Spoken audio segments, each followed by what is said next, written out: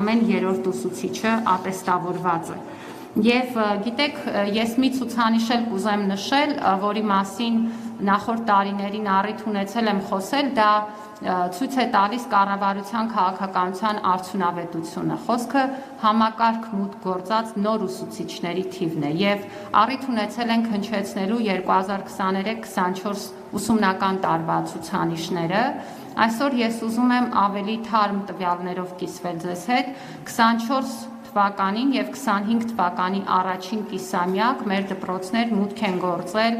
ավելի քան 4000 նոր ուսուցիչներ։ Դրանք մարդիկ են, որոնք մինչև այդ չեն դասավանդել դպրոցներում եւ 24 եւ 25 թվականի առաջին կիսամյակի դրությամբ 25-26 ուսումնական տարվա առաջին կիսամյակի ներողություն դրությամբ մեր դպրոցներում աշխատում են որպես ուսուցիչ։ Եվ եթե մենք նայենք նրանց բաշխվածությանը, օրինակ ըստ տարիքային կազմի, ապա կարող ենք տեսնել, որ այս ուսուցիչների կազմում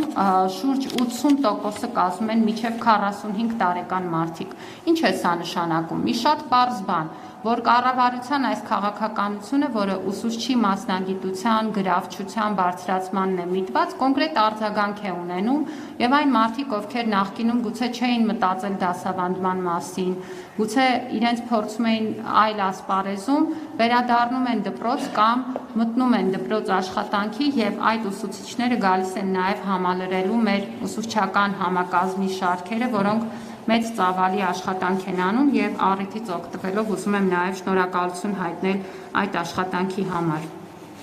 Իհարկե դպրոցական եւ